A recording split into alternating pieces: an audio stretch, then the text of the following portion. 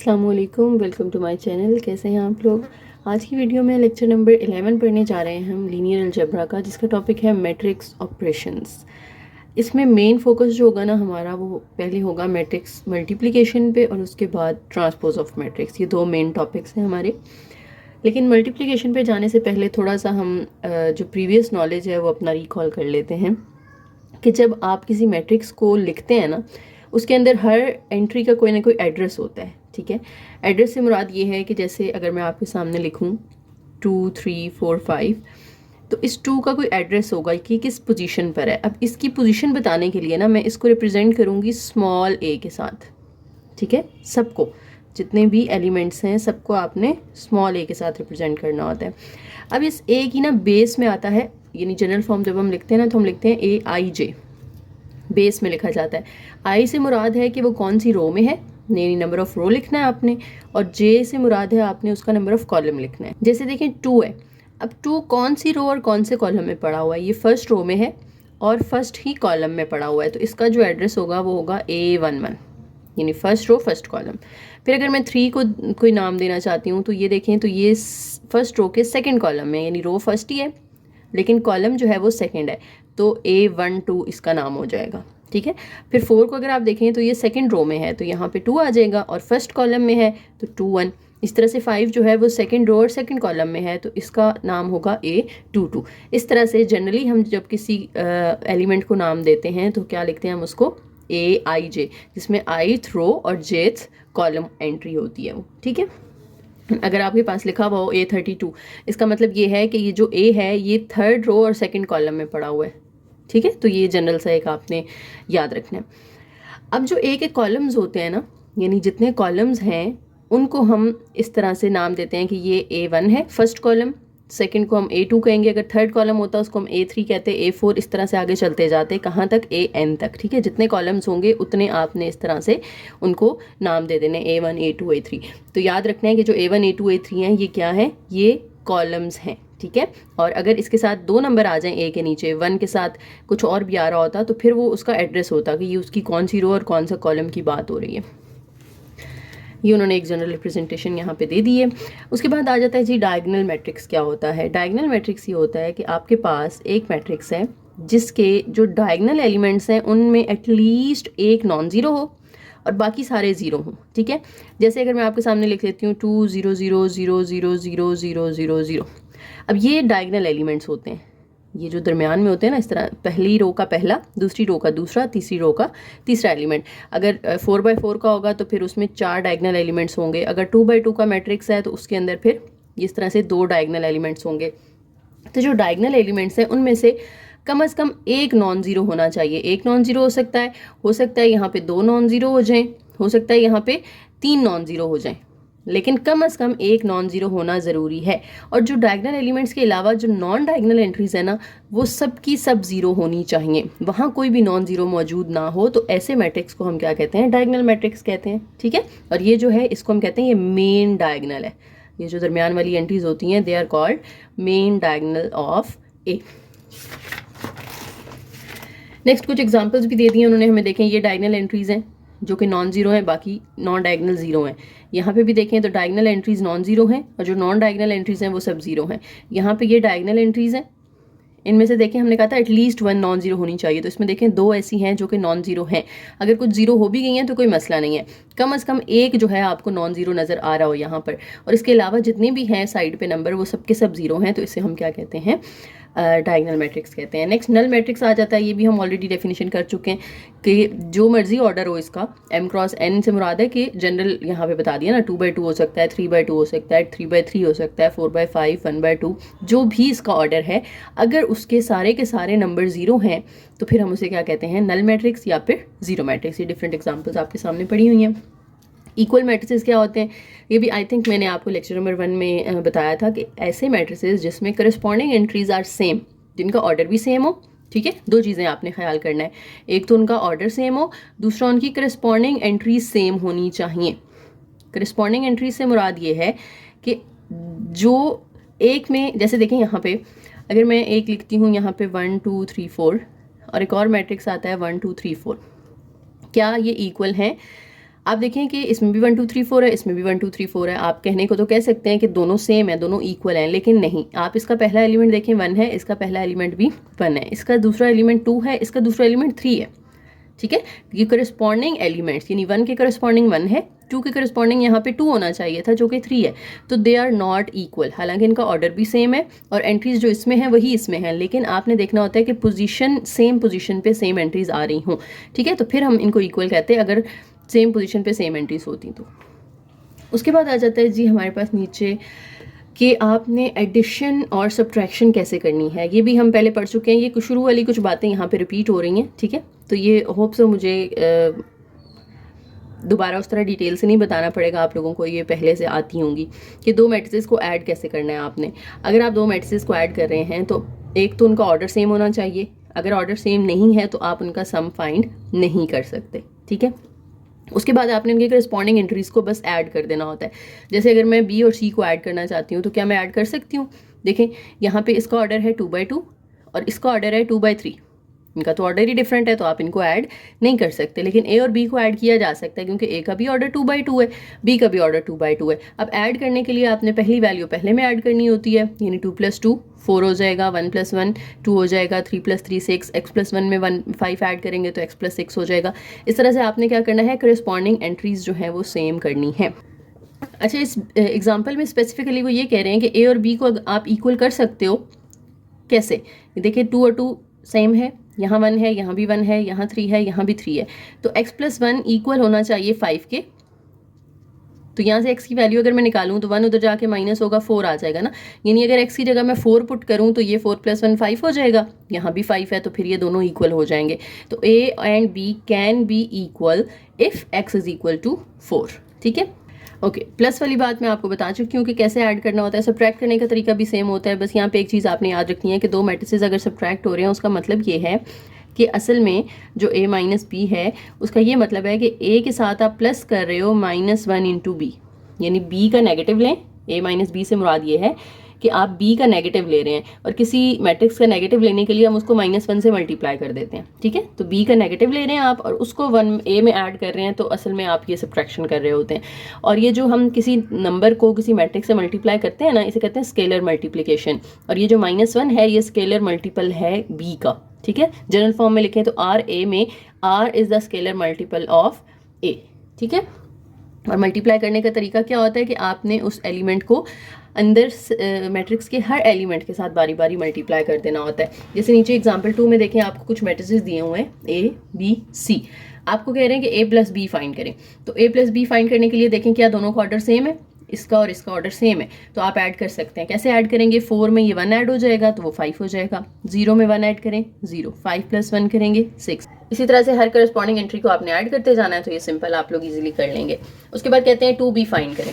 2b find करने के लिए आपने क्या करना है, 2 एज इट इज लिखना है और b की जगह पे b वाला मैट्रिक्स पुट कर देना है। अब 2 को अंदर आपने हर एलिमेंट के साथ बारी बारी मल्टीप्लाई कर देना है। 2 1s are 2, 2 1s are 2, 2 1s are 2, 2 3s are 6, 2 5s are 10 and 2 7s are 14। इस तरह से अगर आपने a - 2b निकालना है तो आप पहले a का मैट्रिक्स लिखेंगे माइनस लगा के, फिर 2b का मैट्रिक्स लिखेंगे। 2b की आप ऊपर वैल्यू निकाल चुके हैं, वो यहाँ हमने पुट कर देनी है। अब इन दोनों को अगर आप माइनस करना चाह रहे हैं तो वही सेम चीज़ के पहले में से पहला माइनस होगा, 4 - 2, 0 - 2, 5 - 2, फिर -1 - 6, 3 - 10 एंड 2 - 14।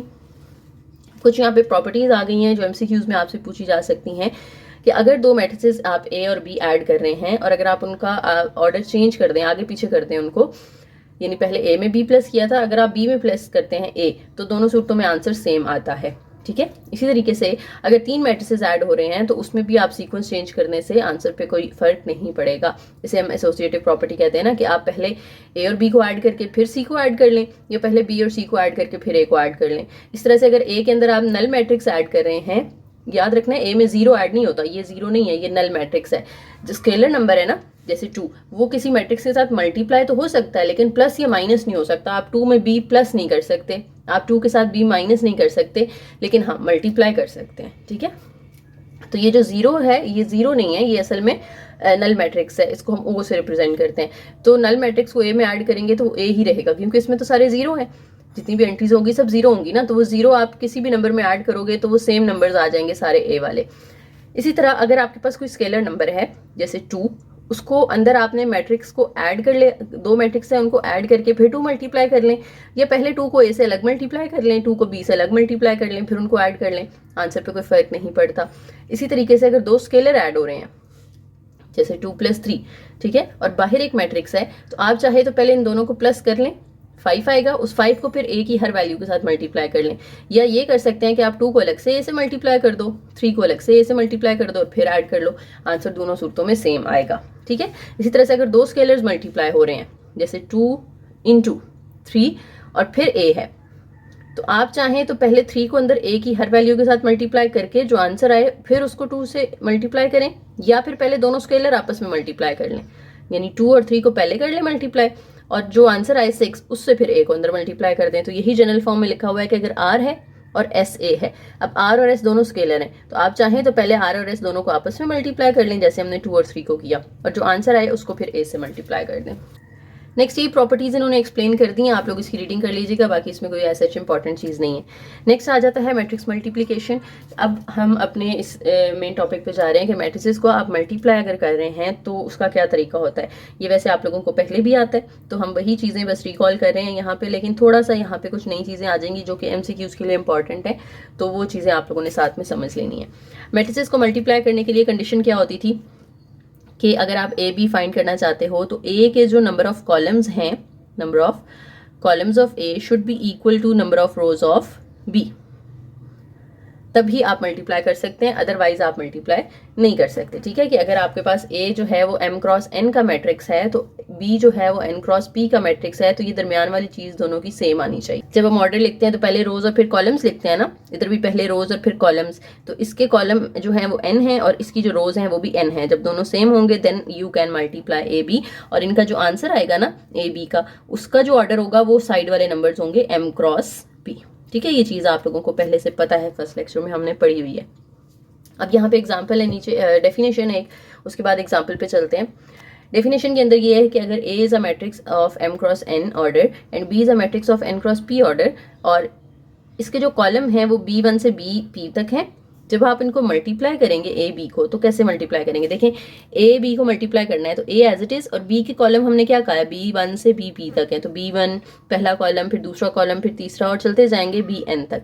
अब ये जो ए है ये हर कॉलम के साथ अलग से मल्टीप्लाई हो जाएगा, ठीक है। A into B1, AB to ABP, यानी ए की जितनी भी रोज होती हैं उनको आपने बारी बारी सब कॉलम्स के साथ मल्टीप्लाई करना होता है ना, तो ये तो आपको पता है, बस उसको आपने नोटेशनल फॉर्म में इस तरह से लिखना होता है। बाकी ये रीडिंग आप लोग कर लीजिएगा, वही बातें रिपीट हो रही हैं। देख लें कि अगर m क्रॉस s जो है a का ऑर्डर है, s क्रॉस n b का ऑर्डर है, तो ये मल्टीप्लाई हो सकते हैं, क्योंकि ये देखें इनर एंट्रीज जो हैं वो सेम है, इधर भी s है इधर भी s है, और a और b को मल्टीप्लाई करके जो a b का आंसर आएगा उसका ऑर्डर साइड वाले नंबर्स होंगे जो आउटसाइड है m और n, तो m क्रॉस n इसका ऑर्डर हो जाएगा। अब एग्जाम्पल है, नीचे a b फाइंड करना है और कंप्यूट ए बी गिवन है और b भी गिवन है, तो क्या आप इनको मल्टीप्लाई कर सकते हैं? पहले तो देखना पड़ेगा ना कि ये मल्टीप्लाई हो भी सकते हैं या नहीं। तो इसका ऑर्डर है 2/2 और इसका ऑर्डर है 2/3, तो दरमियान वाली चीज़ सेम आ रही है, it means you can multiply them. अब मल्टीप्लाई करना कैसे आपने, उन्होंने एक एक करके कर दिया है कि आप वेक्टर्स बना लें अलग अलग। इसका कॉलम जो है जैसे हमने पीछे भी पढ़ा है ना कि AB1 फिर AB2 फिर AB3 एंड सो ऑन। तो आप क्या करें कि A को पहले जो ये मैट्रिक्स A है उसको इसके पहले कॉलम से यानी B1 से मल्टीप्लाई कर दें। ये पहला कॉलम है ना, B1 B2 B3, ये जो है वो A1 A2 है, तो A पूरा जो है वो पहले B1 से मल्टीप्लाई होगा, तो उन्होंने A पूरा लिखा है, साथ में इसका B1 यानी 4/1 वो लिख लिया, दोनों को मल्टीप्लाई किया तो ये आंसर आ गया। अब ये जो AB है उसका पहला कॉलम हमारे पास आ चुका है, ठीक है, 11-1। इसी तरीके से आप अब AB2 निकालेंगे, AB2 के लिए आप A लिखेंगे और B2 यानी B का जो दूसरा कॉलम है वो लिख लेंगे। अब इनको मल्टीप्लाई कर लें। मल्टीप्लाई कैसे करते हैं आपको पता है ना, फर्स्ट रो को पहले इस कॉलम से मल्टीप्लाई करना है, यानी 2 3 6 प्लस 3 2 6, तो वो 6 - 6 0 हो जाएगा। फिर सेकंड रो को इससे मल्टीप्लाई करना है, 3 1 3 और ये 5 2 10, तो वो 13 हो जाएगा। फिर AB3 निकालने के लिए A लिखेंगे, B3 यानी B का तीसरा कॉलम लिख लेंगे, इनको मल्टीप्लाई करके जो आंसर आया वो हमारा AB का थर्ड कॉलम आ जाएगा, ठीक है। तो इस तरह से अलग अलग करने के बजाय आप लोग बेसिक जो हमने सीखा हुआ है आप उस तरह भी मल्टीप्लाई कर सकते हैं, कोई मसला नहीं है, क्योंकि उन्होंने हमें कोई ऊपर रिस्ट्रिक्शन तो नहीं दी ना आपने कौन सा मेथड यूज करना है। तो अगर वो कह रहे हैं AB निकालें तो जस्ट आप क्या करें, फर्स्ट रो को फर्स्ट कॉलम से मल्टीप्लाई करें, फिर फर्स्ट रो को सेकंड कॉलम से, फिर फर्स्ट रो को थर्ड कॉलम से, जो आंसर आए वो आप फर्स्ट रो में लिख लें, फिर इसी तरह से सेकंड वाले को। ठीक है, तो ये मैं डिटेल से भी दोबारा नहीं बता रही, मल्टीप्लिकेशन में ऑलरेडी पीछे समझा चुकी हूँ आपको। नेक्स्ट दोबारा से ए बी फाइंड करना है, ये उम्मीद है आप लोग खुद कर लेंगे। इसका ऑर्डर है 2/3 और इसका ऑर्डर है 3/3, तो दरमियान वाली चीज सेम आ रही है, यानी आप मल्टीप्लाई कर सकते हो। तो फर्स्ट रो को पहले फर्स्ट कॉलम से कर लेना है, फिर फर्स्ट रो को सेकंड कॉलम से, फर्स्ट रो को थर्ड कॉलम से, फर्स्ट रो को फोर्थ कॉलम से। इसी तरीके से सेकंड रो को बारी बारी सारे कॉलम्स के साथ करके तो आपके पास आंसर आ जाएगा।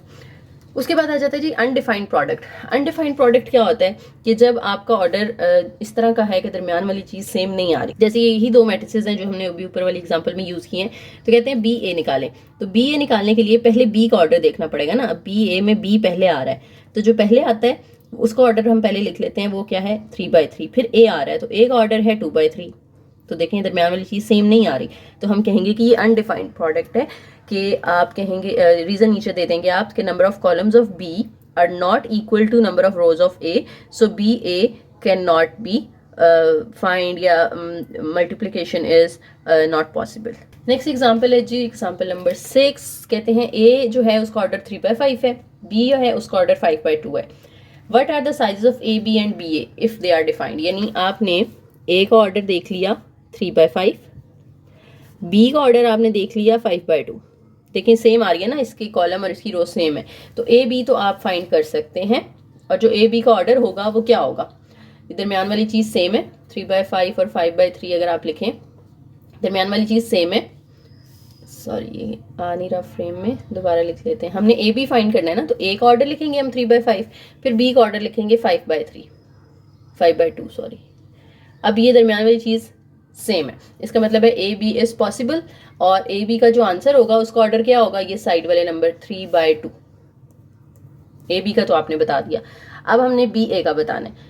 तो बी ए में आप पहले क्या करेंगे, बी ए में पहले बी का ऑर्डर लिखेंगे, बी का ऑर्डर है 5/2, फिर ए का ऑर्डर लिखेंगे वो है 3/5।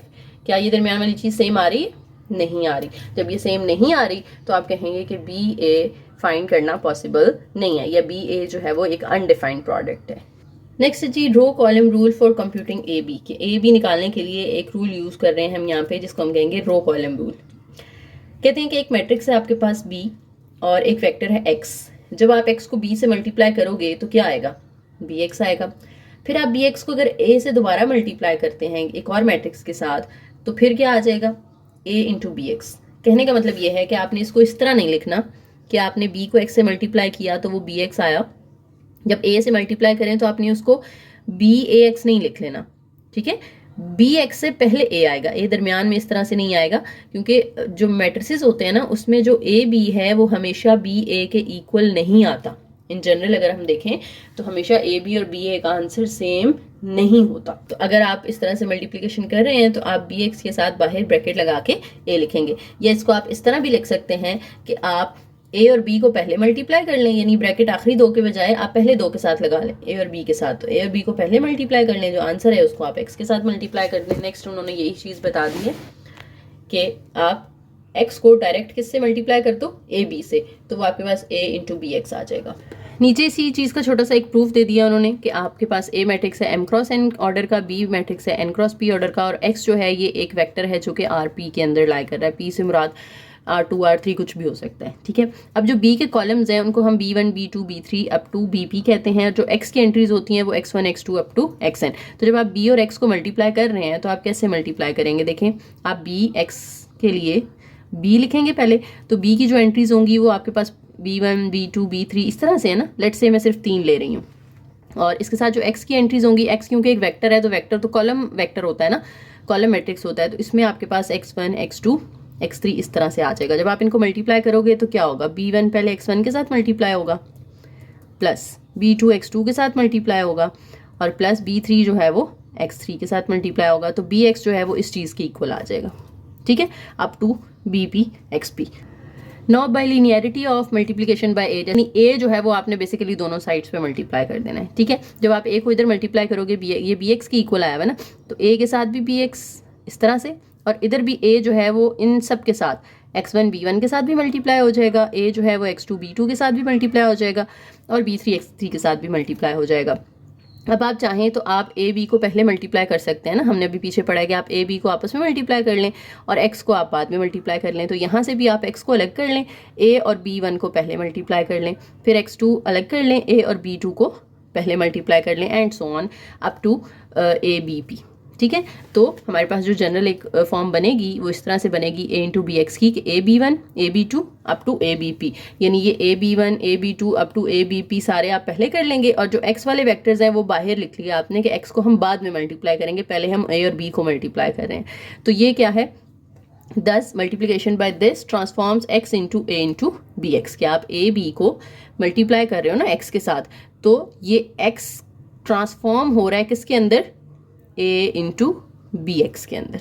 नेक्स्ट रो कॉलम रूल ही चल रहा है हमारा, जो हम पीछे पढ़ते हुए आ रहे हैं। इसमें यह है कि आपके पास, क्योंकि आपको पता चल गया है कि ए बी किसके इक्वल है, ए बी हमने कहा कि A B one A B two इस तरह से। अब ए के जो नंबर्स होते हैं या एलिमेंट्स होते हैं उनको हम small a one a two a three से रिप्रेजेंट करते हैं ना।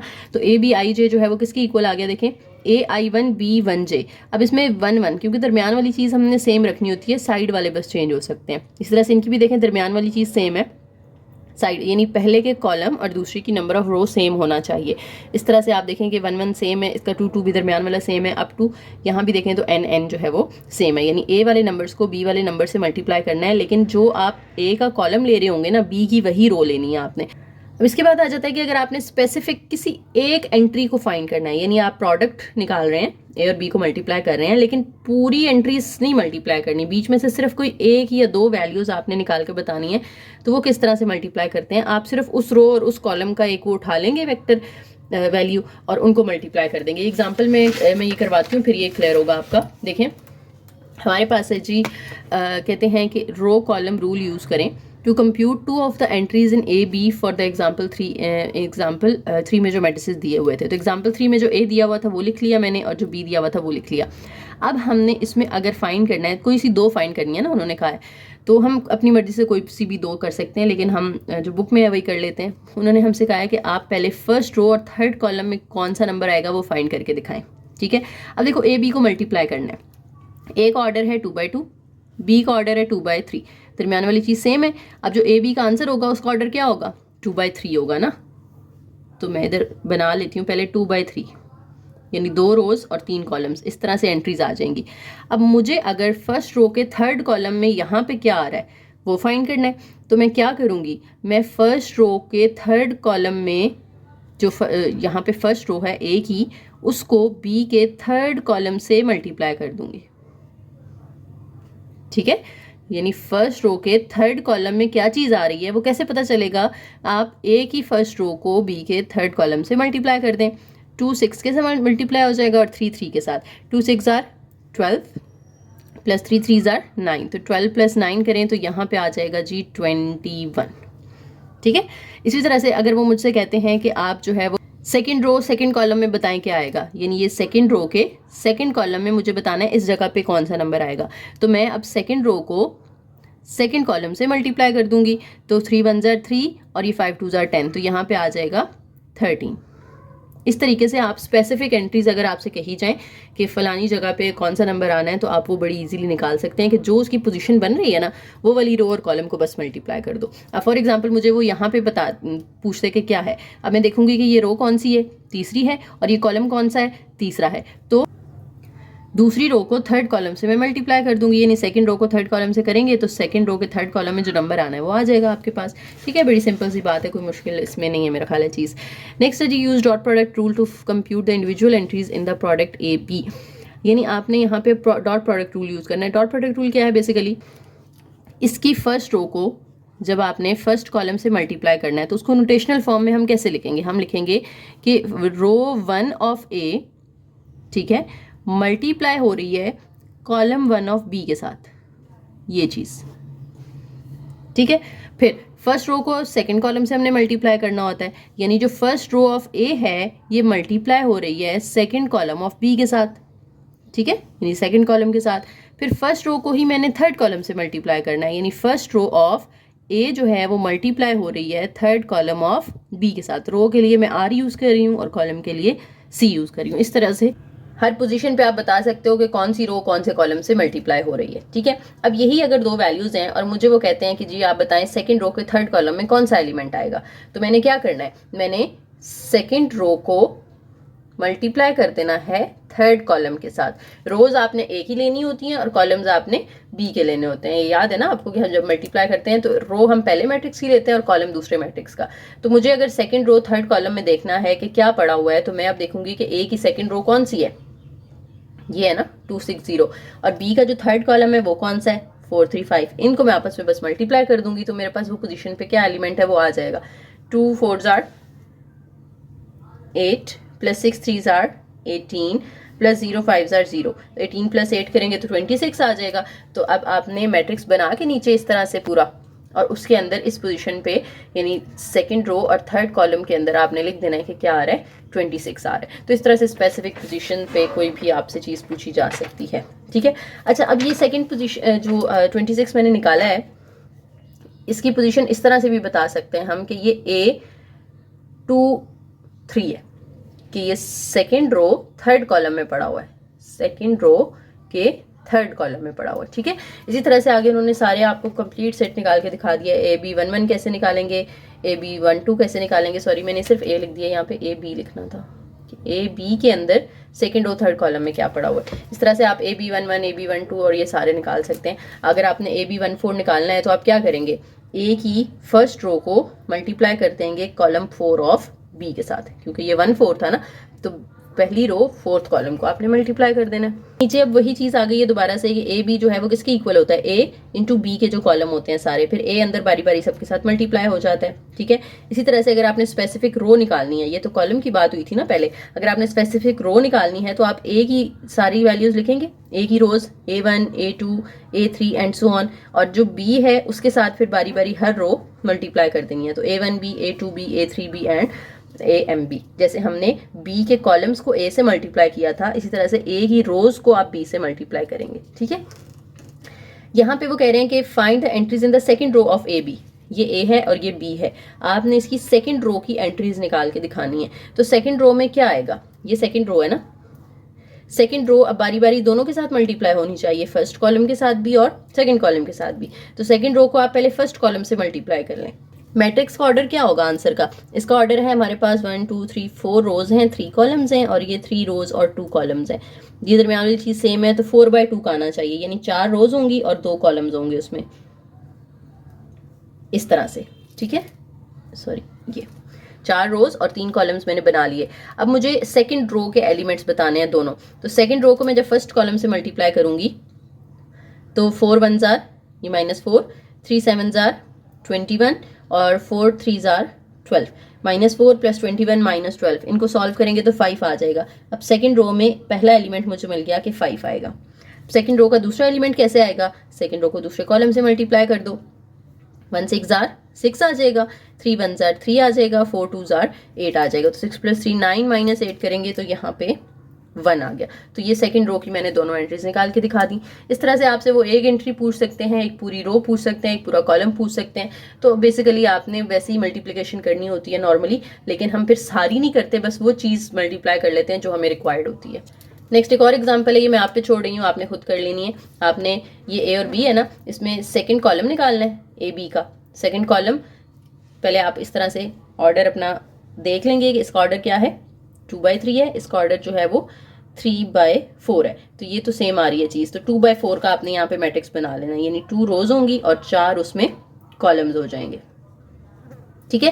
ये जब आपने मैट्रिक्स बना लेना है तो इसके अंदर अब आपने देखना है कि आपको क्या क्या चाहिए। आपको सेकंड कॉलम चाहिए, तो ये सेकंड कॉलम की एंट्रीज आपने निकाल के दिखानी है। उसके बाद आपने फर्स्ट रो की एंट्रीज, यानी ये पूरी फर्स्ट रो की। तो फर्स्ट रो की एंट्रीज कैसे आएंगी, आप फर्स्ट रो को बारी बारी सारे कॉलम्स के साथ मल्टीप्लाई करो। फर्स्ट रो को फर्स्ट कॉलम से करोगे तो ये आ जाएगा, फर्स्ट रो को सेकंड कॉलम से मल्टीप्लाई करेंगे तो ये चीज़ आ जाएगी, फर्स्ट रो को थर्ड कॉलम से मल्टीप्लाई करेंगे ये चीज़ आ जाएगी, फर्स्ट रो को फोर्थ कॉलम से करेंगे तो ये चीज़ आ जाएगी। अब ये रह गया एक फाइंड करने वाला, तो ये कहाँ पड़ा हुआ है हमारे पास, ये सेकंड रो के सेकंड कॉलम में पड़ा हुआ है ना। तो हम यहाँ से जो सेकंड रो है उसको मल्टीप्लाई कर देंगे किसके साथ, सेकंड कॉलम के साथ, ठीक है। तो क्योंकि ऊपर वाला नंबर ऑलरेडी आ चुका है इसलिए हम वो दोबारा नहीं कर रहे हैं यहाँ पे। अगर आप पूरा कॉलम ही करना चाहते हैं तो फिर आपको इन दोनों रोज को बारी बारी सेकंड कॉलम से करना पड़ेगा, फिर ये चीज़ आएगी। नेक्स्ट फिर कुछ प्रॉपर्टीज़ हैं जो आप लोगों ने MCQs के लिए याद रखनी है। सबसे ऊपर हमारे पास आ जाती है extended properties of matrix multiplication. आपने याद रखना है कि कोई भी आइडेंटिटी मैट्रिक्स हो, IM से मुराद है कि I2, I3, I4 कुछ भी हो सकता है। जब भी आप उसको किसी मैट्रिक्स से मल्टीप्लाई करते हैं तो आपके पास सेम चीज़ आ जाती है। जैसे I को आप किसी वेक्टर X से मल्टीप्लाई करोगे तो X वापस आ जाएगा, ठीक है। I को आप किसी वेक्टर A से किसी मैट्रिक्स A से मल्टीप्लाई करेंगे तो A आ जाएगा, B से करेंगे तो B आ जाएगा। तो इन जनरल आइडेंटिटी मैट्रिक्स किसी भी वेक्टर या किसी भी मैट्रिक्स से मल्टीप्लाई हो तो सेम आंसर आ जाता है। नेक्स्ट एसोसिएटिव प्रॉपर्टी आ गई है कि A इंटू बी सी है तो वो इक्वल होगा AB इंटू सी। इस तरह से A इंटू बी प्लस सी है तो वो इक्वल होगा AB प्लस AC। इसे कहते हैं लेफ्ट डिस्ट्रीब्यूटिव लॉ कि आप A को पहले B से मल्टीप्लाई कर लो, फिर A को C से मल्टीप्लाई कर लो। इसी तरह से इसको कहते हैं राइट डिस्ट्रीब्यूटिव प्रॉपर्टी कि राइट साइड पे जो मैट्रिक्स पड़ा हुआ है इसको पहले आप B से मल्टीप्लाई कर दें, प्लस लगा के A को इसको C को A से मल्टीप्लाई। और ये इसमें सीक्वेंस का ख्याल रखना है कि B पहले आ रहा है ना, तो A को जब आप इससे मल्टीप्लाई करोगे तो A B नहीं लिखना, B A लिखना है आपने, प्लस इसी तरह से C A लिखना है आपने, ठीक है। और इधर A B plus A C लिखना है। इस तरह से अगर कोई स्केलर है और अंदर दो मैट्रिसेस मल्टीप्लाई हो रहे हैं तो आप स्केलर को जो है वो पहले मैट्रिक्स के साथ भी अलग कर सकते हो और चाहे तो स्केलर को दूसरे मैट्रिक्स के साथ भी, यानी R को A से मल्टीप्लाई करके फिर B से मल्टीप्लाई कर लो, या R को B से मल्टीप्लाई कर लें और फिर उसको A से मल्टीप्लाई कर लें। दोनों में से किसी भी एक के साथ वो मल्टीप्लाई हो सकता है, लेकिन ये नहीं करना कि उसको दोनों के साथ ही कर दें। जैसे 2 है, इधर मैट्रिक्स A है, इधर मैट्रिक्स B है, अब ये 2 किसी एक के साथ मल्टीप्लाई करना है, आपने दोनों के साथ नहीं कर देना होता। जैसे अगर हमारे पास लिखा हुआ है normal 2 multiply by 3 multiply by 4, तो हम ये तो नहीं करते ना कि 2 को 3 से भी मल्टीप्लाई करो फिर 2 को 4 से भी करो, ऐसा तो नहीं होता। 2 किसी एक से होगा, यानी 2 3 जार 6 करके फिर 6 4 जार 24 कर दें, या आप 2 4 जार 8 करके फिर 8 3 जार 24। ऐसा नहीं करते हम 2 3 जार 6 करें और 2 4 जार 8 और फिर उनको आपस में करें मल्टीप्लाई। कॉमन सेंस की बात है ना कि जब मल्टीप्लाई हो रहे हैं 3 नंबर तो ये जो 2 है वो किसी एक के साथ होगा। नीचे दोबारा से वही आइडेंटिटी मैट्रिक्स वाली चीज़ आ गई कि आप आइडेंटिटी मैट्रिक्स को A से मल्टीप्लाई करें या A को आइडेंटिटी मैट्रिक्स से मल्टीप्लाई करें, A ही वापस आ जाता है। बाकी नीचे दोबारा से वही चीज़ प्रूफ है, छोटा सा खुद देख लीजिएगा, चीज़ें रिपीट हो रही हैं वरना लेक्चर थोड़ा बोरिंग लगेगा आपको। मैं ये सारी चीज़ें दोबारा बताऊंगी तो पीछे हमने जो अभी कॉलम वगैरह किए हैं ना उस जैसी मिलती जुलती चीज़ें ही हैं। अच्छा, अगर A B equal to B A आ जाता है तो हम कहते हैं A एंड B कम्यूट, यानी अगर A को B से मल्टीप्लाई कर रहे हैं या B को A से मल्टीप्लाई कर रहे हैं, आंसर अगर सेम आ रहा है देन दे बोथ कम्यूट। लेकिन हमेशा ऐसे नहीं होता, पीछे भी मैंने आपको पहले मैं बता चुकी हूँ कि A B हमेशा B A के इक्वल नहीं होता। कुछ केसेस में हो भी जाता है लेकिन हर बार ऐसा नहीं होता। जैसे इधर एग्जाम्पल देख लो, A दिया हुआ है B दिया हुआ है, आप A को B से मल्टीप्लाई करो तो ये आंसर आ रहा है, B को A से मल्टीप्लाई करो तो ये आंसर आ रहा है, दोनों डिफरेंट है। तो A B is not equal to B A, ठीक है, नीचे उन्होंने बता भी दिया। और कैंसलेशन लॉ जो है ये भी होल्ड नहीं करता, ये भी हम ऑलरेडी पीछे कर चुके हैं दोनों प्रॉपर्टीज, लेकिन रिपीट हो गई हैं यहाँ पे कि अगर आपके पास A B से मल्टीप्लाई हो रहा है और A C से मल्टीप्लाई हो रहा है तो आप जैसे अगर नॉर्मल नंबर्स हो ना, 2 3 से मल्टीप्लाई हो रहा हो और सामने 3 अगर लेट से 2 से मल्टीप्लाई हो रहा हो तो जो सेम चीज़ होती है हम वो काट देते हैं, फिर कहते हैं 2 2 के इक्वल आ जाएगा, या 2 और 2 काट दें तो आप कहेंगे 3 3 के इक्वल आ जाएगा। तो मैट्रिसेस में ऐसा नहीं होता कि अगर आप A B से मल्टीप्लाई कर रहे हो और A C से मल्टीप्लाई कर रहे हो और दोनों का आंसर सेम आ गया तो आप ये नहीं कह सकते कि सेम चीज़ है जो A वो आप काट दें तो B is equal to C, ऐसा पॉसिबल नहीं है, ठीक है। जैसे नीचे एग्जाम्पल दे दिया उन्होंने आपको, A B और C दिया हुआ है, आप A और B को मल्टीप्लाई करो तो ये आंसर आ रहा है, अगर आप A और C को मल्टीप्लाई करो तो भी यही आंसर आ रहा है, नहीं दोनों का आंसर सेम है। लेकिन अगर मैं A काट दूं दोनों साइडों से तो पीछे रह जाएगा B is equal to C। तो क्या B और C इक्वल है? इक्वल तो नहीं है, इधर -1 है, इधर 2 2 है, इधर 3 3 -2 है, ये तो सेम हो गया। लेकिन यहाँ पे इस एग्जाम्पल में वैसे हो गया, लेकिन हमेशा ऐसा नहीं होता, ठीक है, कभी कभी हो भी जाता है, जैसे ऊपर मैंने बताया ना A B equal to B A कभी कभी आ भी जाता है, लेकिन हमेशा ऐसा नहीं होता। इसी तरह से यहाँ पे B और C इक्वल आ गए, लेकिन हमने पीछे, मुझे याद है हमने ऐसी एग्जाम्पल एक की थी लेक्चर आई थिंक 2 के अंदर या 3 के अंदर, कि जहाँ पे ये प्रॉपर्टी हमने पढ़ी थी और हमने देखा था कि B और C इक्वल नहीं थे, ठीक है। नेक्स्ट है जी, if a product A B is a zero matrix and you can not conclude in general that इधर A is 0 और B is 0, यानी अगर A B का आंसर 0 है तो ज़रूरी नहीं है कि A और B में से कोई एक 0 हो सकता है कि वो नॉन ज़ीरो मैट्रिसेस हों दोनों, और दोनों को मल्टीप्लाई करके, क्योंकि जब आप मल्टीप्लाई करते हो तो इस तरह से एडिशन हो रही होती है ना, यानी आप फर्स्ट रो को फर्स्ट कॉलम से मल्टीप्लाई करते हैं, पहला एलिमेंट पहले से मल्टीप्लाई होता है, फिर हम प्लस लगा के दूसरे से मल्टीप्लाई करते हैं। लेट्स से यहाँ 2 था, यहाँ -2 आ गया तो वो कैंसिल हो गया, फिर 0 आ सकता है। इसी तरह से सारे 0 हो सकते हैं, जबकि इनमें से कोई भी मैट्रिक्स जो है वो नल मैट्रिक्स नहीं होगा। नेक्स्ट लास्ट हमारे पास आ गया है जनाब ट्रांसपोज। उससे पहले एक छोटा सा पॉइंट है यहाँ पे, पावर्स ऑफ अ मैट्रिक्स, कि किसी मैट्रिक्स की अगर पावर में कुछ लिखा हुआ है, जैसे ए स्क्वायर है, लेट्स से मेरे पास ए है यहाँ पे 1 2 3 4, तो ए स्क्वायर का मतलब ये नहीं होगा कि आपने 1 का भी स्क्वायर ले लेना है, 2 का भी स्क्वायर ले लेना है, 3 का भी स्क्वायर, यानी आप कहें कि ये 1 4 9 और 4 का स्क्वायर 16 ऐसे होगा। नहीं, ए स्क्वायर ऐसे नहीं निकाला जाएगा। ए स्क्वायर का मतलब ये होगा कि आपने ए को ए से ही मल्टीप्लाई कर देना है, यानी आप ए लिखेंगे और इसको मल्टीप्लाई भी दोबारा से ए से ही कर देंगे। फर्स्ट रो फर्स्ट कॉलम से मल्टीप्लाई होगी, फर्स्ट रो सेकंड कॉलम से, फिर सेकंड रो को बारी बारी दोनों से, फिर जो आंसर आएगा ना वो होगा ए स्क्वायर। इसी तरह से अगर ए क्यूब निकालना है तो उसमें आप क्या करेंगे, आप ए स्क्वायर को ए से मल्टीप्लाई करेंगे, जो ए स्क्वायर का आंसर आया होगा ऊपर उसको ए से मल्टीप्लाई करेंगे। अगर ए 4 निकालना है तो उसके दो तरीके हैं, ए स्क्वायर को ए स्क्वायर से मल्टीप्लाई कर लो या फिर ए क्यूब को ए से मल्टीप्लाई कर लो। तो बेसिकली इस तरह से मल्टीप्लिकेशन होती है पावर्स को डिवाइड करके, ठीक है। यानी ए को 4 दफ़ा मल्टीप्लाई करना है आपने, ये नहीं कि आपने जो हर नंबर है उसकी पावर 4 ले लेनी है, ऐसा नहीं करना, ठीक है। Transpose of a matrix. Transpose का मतलब ये है कि अगर आपके पास एक मैट्रिक्स है जिसका ऑर्डर है m क्रॉस n और आप उसको चेंज कर दो n क्रॉस m मैट्रिक्स के अंदर, यानी जो कॉलम्स थी वो रोज बना दें और जो रोज हैं वो कॉलम्स बना दें, तो इसे हम कहते हैं ट्रांसपोज, ठीक है। और इसको रिप्रेजेंट कैसे करते हैं, मैट्रिक्स के ऊपर छोटा सा टी आप लगा देते हैं, बहुत सिंपल है। ए अगर दिया हुआ है तो अब इसकी जो रो है ना उसको पकड़ के आपने कॉलम बना देना। ये 2 3 रो है उसको पहला कॉलम बना दें, जो दूसरी रो है 1 4 उसको दूसरा कॉलम बना दें, तीसरी रो है 5 6 तीसरा कॉलम बना दें, तो ये ए ट्रांसपोज आ गया, ठीक है। इसी तरह से नीचे आपको 3 मैट्रिसेस दिए हुए हैं ABC, आपने इनके ट्रांसपोज फाइंड करने हैं। अब मुझे उम्मीद है ये आप लोग खुद कर लेंगे। नेक्स्ट है थ्योरम नंबर 3, कहते हैं A and B denote matrices whose sizes are appropriate for the following sums and products. यानी कुछ प्रॉपर्टीज हैं जो आपने माइंड में रखनी है, ये MCQs में आ सकती हैं। अगर A का ट्रांसपोज लिया आपने और उसका दोबारा ट्रांसपोज ले लें तो A ही वापस आ जाएगा, ठीक है। लेट्स से मेरे पास एक A है ABCD, आप इसका ट्रांसपोज लेते हैं तो जो AB रो है वो कॉलम बन जाएगी, CD जो रो है वो भी कॉलम बना दें। अब इस ट्रांसपोज का फिर से ट्रांसपोज ले लें तो अब AC जो रो है वो कॉलम बन गई, BD जो रो है ये भी कॉलम बन गई। तो देखें ABCD तो वापस A के ही इक्वल आ गया ना। तो ये प्रॉपर्टी है हमारी कि डबल ट्रांसपोज अगर लिया जाए तो मैट्रिक्स वापस आ जाता है। इसी तरह से अगर दो मैट्रिसेस ऐड हो रहे हैं A प्लस B और उनका ट्रांसपोज है तो वो इक्वल होगा A transpose plus B transpose के, यानी आप पहले उनको ऐड करके जो आंसर आए उसका ट्रांसपोज ले लें या पहले दोनों का अलग अलग ट्रांसपोज निकाल के उनके आंसर्स को ऐड कर लें, आंसर दोनों सूरतों में सेम ही आता है। इसी तरह अगर कोई स्केलर मल्टीप्लाई हो रहा है 2 लेट से किसी मैट्रिक्स के साथ और उसका ट्रांसपोज है तो आप ये कर सकते हो कि आप 2 को पहले अंदर A की सारी वैल्यूज़ के साथ मल्टीप्लाई कर लें, जो आंसर आए उसका ट्रांसपोज ले लें। या आप ये भी कर सकते हो कि पहले आप A का ट्रांसपोज ले लो, जो आंसर आए फिर उसको बारी बारी सबको 2 के साथ मल्टीप्लाई कर लें, तो इससे कोई फ़र्क नहीं पड़ता आंसर पे। इसी तरीके से मल्टीप्लिकेशन वाली है कि ए बी का होल ट्रांसपोज इक्वल होता है बी ट्रांसपोज ए ट्रांसपोज। ये याद रखने वाली बात है, बहुत इंपॉर्टेंट है कि प्लस में तो देखें सेम ऑर्डर आता है, लेकिन जब मल्टीप्लाई हो रहा होता है ना तो आपने ख्याल करना है कि जब ए बी है तो वो बी ए बन जाएगा। ट्रांसपोज जब खोलेंगे ना तो वो चेंज हो जाएगा ऑर्डर, जो बाद वाला है दूसरे वाला वो पहले आ जाएगा और पहले वाला एंड पे। इसी तरह से अगर 3 होते ABC तो इनका ट्रांसपोज किसके इक्वल होता, C transpose B transpose A transpose, यानी एंड वाला पहले आ जाएगा फिर उससे पहले वाला फिर उससे पहले वाला। तो मल्टीप्लिकेशन में ट्रांसपोज खोला जाए तो इस तरह से उनकी सीक्वेंस जो है वो चेंज हो जाती है। ठीक हो गया। इसको हम जनरल उसमें डिस्क्रिप्टिव फॉर्म में कैसे पढ़ेंगे, the transpose of a product of matrices, यानी transpose of product of matrices is equal to the product of their transposes in reverse order, यानी ऑर्डर रिवर्स कर देना आपने फिर उनका प्रोडक्ट लेना है, तब आपका आंसर सेम आएगा।